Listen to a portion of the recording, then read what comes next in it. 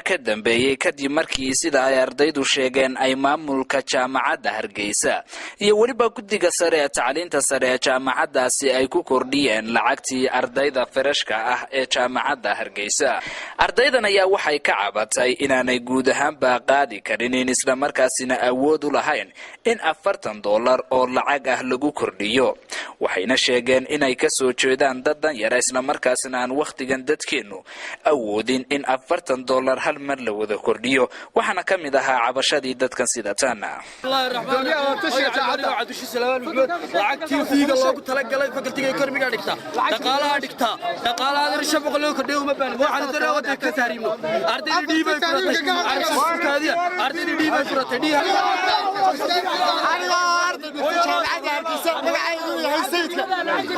waxaan leeyahay gudoomiyaha jaamacadda marka jaamacadda lacagteeda loogu tagaya ardaydu inta meesha joogtana waa taariikh ka soo hadhay marka wuxuu doonay 200 ka toqonay inay ku taariibaan buu doonay wadanka ka baxaan.